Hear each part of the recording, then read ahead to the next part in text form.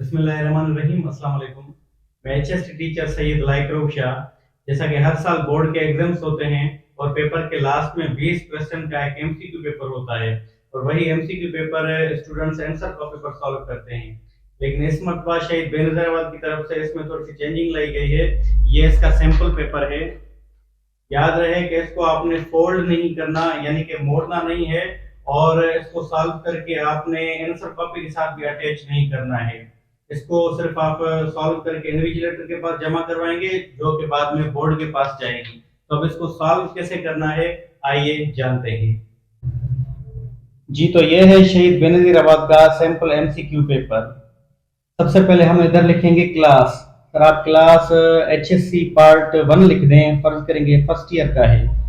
उसके बाद देखें दूसरा ऑप्शन है ग्रुप का। अब ये कैंडिडेट पर डिपेंड करता है कि उसने प्री इंजीनियरिंग में एडमिशन ली हुई है या प्री मेडिकल में ली हुई है या ह्यूमैनिटीज रेगुलर में ली हुई है, तो ह्यूमैनिटीज आर लिखेंगे। अगर ह्यूमैनिटीज पी में लिखी हुई है तो ह्यूमैनिटीज पी लिखेंगे, यानी कि प्राइवेट।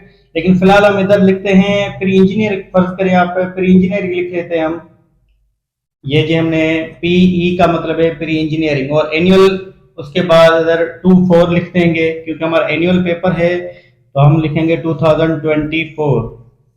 सब्जेक्ट ये तो उस दिन के पेपर पे डिपेंड करता है। फर्ज करें फिजिक्स 1 है तो आप लिखेंगे इधर फिजिक्स 1।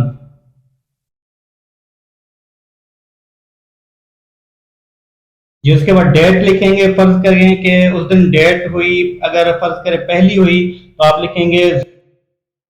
अब इधर सेंटर नेम, हर स्कूल जिसमें वो पेपर दे रहा है जो सेंटर है, हमारे स्कूल का जो सेंटर का नाम है वो है GBH बांदी, यानी कि government boys higher secondary school Bandi. ये आपने गौर से समझना है। ये लिखा हुआ है रोल नंबर, इसका मतलब इधर रोल नंबर लिखना है। तो रोल नंबर फर्ज करें एक स्टूडेंट का रोल नंबर है 308481। अब इस पे आपने गौर करना है कि ये नीचे सर्कल्स किस वजह से दिए हुए हैं। ये देखें 3 है तो आप इधर 3 को शेड करेंगे, 0 है तो आप 0 को शेड करेंगे, उसके बाद 8 है तो 8 पर शेड करेंगे, 4 है आप 4 पर शेड करेंगे, फिर 8 है तो 8 पर शेड करेंगे, तो 1 है तो 1 पर शेड करेंगे।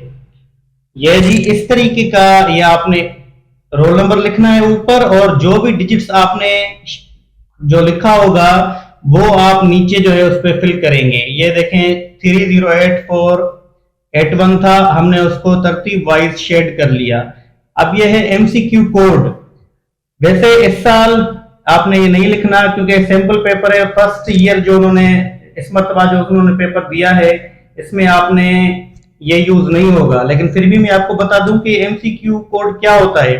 देखिए एमसीक्यू कोड 4 टाइप के आते हैं, ए बी सी डी। अब इसमें क्या होता है, सवालात 100 ही होते हैं सारे, मतलब जो भी सवालात 100 होते हैं, ए बी सी डी चारों एमसीक्यू पेपर में सारे सेम सवालात होते हैं, लेकिन उनकी तरतीब आगे पीछे होती है। फर्ज करें अगर एमसीक्यू कोड में जो ए टाइप का पेपर है उसमें जो तीसरा सवाल होगा वही तीसरा सवाल एमसीक्यू कोड बी में 7वें नंबर पर हो सकता है, 43वें नंबर पर हो सकता है, 80 नंबर पे हो सकता है। बहरहाल ये इस साल नहीं है, लेकिन फिर भी मैंने आपको बताना बेहतर समझा। उसके बाद ये देखें करेक्ट मेथड, रॉन्ग मेथड। अब ये बता रहा है कि आपने फिल कैसे करना है। ये स्टूडेंट इसको अच्छे तरीके से देख लें। ये देखें बिल्कुल अच्छे तरीके से जो है शेड किया हुआ है, कोई इसमें गलती नजर नहीं आ रही। जबकि रॉन्ग मेथड, इसका मतलब है गलत तरीका ये है कि स्टूडेंट अगर थोड़ा सा भर के फिर इसको खत्म कर दे। ये देखें आधे में से उसने छोड़ा हुआ है या टिक नहीं लगाना। तो करेक्ट मेथड यानी कि सही तरीका जो है वो ये है सेंटर कोड। सेंटर कोड ये कैंडिडेट का काम नहीं है। जो भी सेंटर होगा, स्कूल होगा, वो खुद ही इधर मोहर लगाएंगे। सेंटर कोड जो है वो इन्विजिलेटर की जिम्मेदारी है कि वो आपको लगवा के देगा। सीरियल नंबर भी इस मरतबा जिम्मेदारी नहीं है, इस साल इसको भी छोड़ा गया है कि सीरियल नंबर भी आपने नहीं लिखना। देखें 5, 10, 15, 20, ये टोटल 20 एमसीक्यूज हैं। इसका मतलब है आपके पास जो पेपर आएगा उसमें टोटल 20 सवालात होंगे। अब फर्ज करेंगे उसमें 4 ऑप्शन आपको दिए गए, मिसाल के तौर पर मैं आपको एक सवाल बता दूं कि पाकिस्तान कब आजाद हुआ। अब ए ऑप्शन क्या है, ये मैं आपको एक मिसाल बता रहा हूँ कि पाकिस्तान कब आजाद हुआ। अब उसका एक ऑप्शन हो सकता है कि 1948, बी ऑप्शन हो सकता है 1947, सी ऑप्शन हो सकता है 1946, तो डी ऑप्शन हो सकता है 1945। तो अब पहला ऑप्शन जो जो भी हमारा करेक्ट ऑप्शन होगा, अगर हमारा ए ऑप्शन करेक्ट था तो हम ए को फिल करेंगे, बी ऑप्शन करेक्ट है तो बी को, सी करेंगे तो सी को। जो भी उधर सवाल में मतलब सवाल लिखा होगा उसमें ऑप्शन दिए होंगे चार। अब जो अब आप देखते हैं कि बी ऑप्शन सही है तो इधर आप पहले का बी सही करेंगे, सी ऑप्शन सही है तो सी सही करेंगे, डी ऑप्शन सही है तो डी फिल करेंगे, लेकिन फिल करेंगे इस तरीके से। ये आपने इस पे खास गौर करना है कि ये करेक्ट मेथड जो है इस तरीके से फिल करना है। उसके बाद आप दूसरा सवाल देखेंगे, तीसरा, मतलब सारे फिर एक ही तरीके कार से हल होते जाएंगे। उस कैंडिडेट सिग्नेचर, इधर जो कैंडिडेट होगा अपनी सिग्नेचर करेगा। इन्विजिलेटर सिग्नेचर ये कैंडिडेट का काम नहीं है, जो भी उस दिन ब्लॉक टीचर होगा, इन्विजिलेटर होगा, वो इधर खुद साइन करेगा। उम्मीद है कि आपको समझ आ गया होगा। जी, उम्मीद है आपको इस वीडियो से रहनुमाई मिली होगी। और ये बहुत ही अच्छा एग्जाम है शहीद बेनजीराबाद बोर्ड की तरफ से, क्योंकि जब आप आईपीएस या एसपीएससी के थ्रू गवर्नमेंट जॉब के लिए अप्लाई करते हैं तो आपको इसी टाइप की एमसीक्यू टेस्ट को आपको फेस करना पड़ेगा। तो आपकी जब अभी से प्रैक्टिस हो जाएगी तो इंशाल्लाह आपको आगे चलकर किसी मुश्किल का सामना नहीं होगा। शुक्रिया।